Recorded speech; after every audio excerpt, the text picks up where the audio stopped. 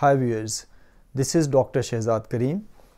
In my previous videos, I explained the concepts of communicative competence and grammatical competence. In this video, I explained the concepts of implicit knowledge and explicit knowledge of a language. Because these two concepts of implicit and explicit knowledge of a language are closely related with the concepts of communicative competence and grammatical competence of a language. In applied linguistics, we study that there are two ways of learning a language. That is, either we acquire a language or we learn a language. It was Stephen Krashen who for the first time in the late 1970s and the early 1980s explained that language learning involves two different and two distinct systems. One is learned system and the other is acquired system. Learned system is responsible for language learning and the acquired system is responsible for language acquisition. And learned system promotes explicit knowledge of a language, whereas acquired system promotes implicit knowledge of a language. Now, before defining what is implicit and explicit knowledge of a language, I would ask you to recall your childhood. Just think that when you were 1 or 2 years old, and that was the beginning or the initial stages of your language learning, that is the learning of your mother tongue. So, when we were 1 or 2 years old, how did we learn or acquire our mother tongue?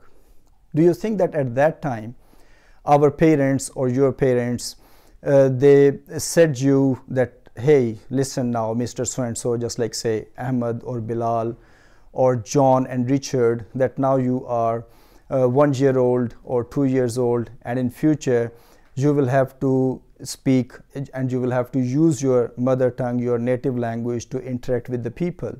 So now did your parents say that now we are going to teach you rules and regulations of your mother tongue, because in future you will have to use this language for communication? I know that the answer will be a big no, that no, it never happened. Our parents never told us the rules and regulations of our mother tongue, but we acquired our mother tongue unconsciously. And how did we acquire our mother tongue or our native language? We acquired our mother tongue through exposure to that language, just like we found that our mother tongue was being spoken in our house, our parents were using mother tongue, our family members were using mother tongue, and we found our mother tongue in our surrounding. Just like say in Pakistan, there are different mother tongues or regional languages which are spoken in different parts, just like Balochi, Sindhi, Sraiki, Punjabi, and Urdu language. So we were never taught the grammar of these languages in our early childhood, but we automatically, through exposure to that particular mother tongue, we acquired this mother tongue. So this developed our implicit knowledge of our mother tongue. So implicit knowledge is that knowledge of a language which we acquire unconsciously without being consciously aware of the rules and regulations of that language. And in another way, implicit knowledge is defined as the ability of the user of a language to comprehend and produce language appropriately without being consciously aware of the rules and regulations of that particular language. When I say that in implicit knowledge we are not aware of the rules and regulations, it doesn't mean that we do not know the rules and regulations of that language. We know the rules and regulations, but implicitly. That is, we are not able to verbalize the rules, we are not able to explain, but we develop that sort of proficiency that we know that whether we are using language appropriately or not, and if we find inappropriate or incorrect sentences, so we can, on the basis of our knowledge, this acquired knowledge of that particular language, we can explain and we can tell that whether the person is using a grammatically correct sentence or grammatically incorrect sentence. So when we say that we have got the implicit knowledge of a language, it means that we know the rules and regulations of a language, but implicitly, that is, we are not able to explain the rules and regulations, but we know that whether our language is grammatically correct or incorrect. So implicit knowledge, in short, we can say that implicit knowledge is that knowledge of a language which we acquire unconsciously without being consciously aware of the rules and regulations of a language. Or in another sense, we can also say that implicit knowledge is that knowledge of a language, of our mother tongue, parent language, which we acquire on the basis of our memory, that we get exposed to our target language, that particular mother tongue, and we keep a store of that language in our early childhood in our memory. And with the passage of time, that memory helps us in developing our understanding and our knowledge about that particular language.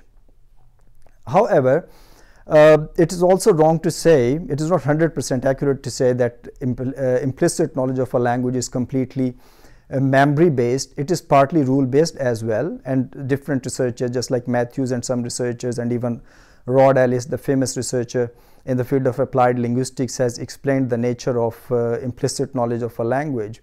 So Rod Ellis says that implicit knowledge is partly memory based and partly rule based, and for this he gives example, such as he says that partly our knowledge of our mother tongue is based upon memory, just like in the form of formulaic expressions, such as in English language we find formulaic expressions just like how are you, how do you do, my name is Shahzad, and where are you going. So these are such formulaic expressions, or which we say ready-made chunks, which we acquire about a language in the form of when we memorize these utterances, and whenever we find the suitable situation we utter these utterances.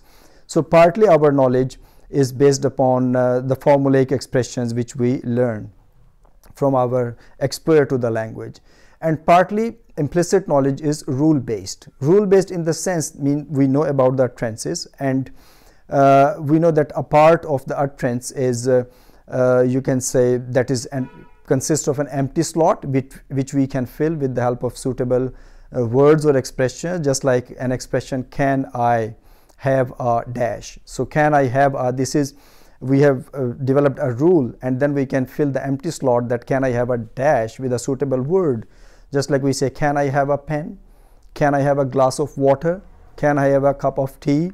So we know that if I need something, so I can use this expression can I have a dash, and then we fill that empty slot by using the appropriate word. So with the help of the expert to the target language, we know that okay, we have to use this particular structure, and then we add the appropriate word there. Similarly, I give another example, just like in our normal speech of the English language, we use a progressive tense, and the sentence of the progressive tense, just like I am so and so.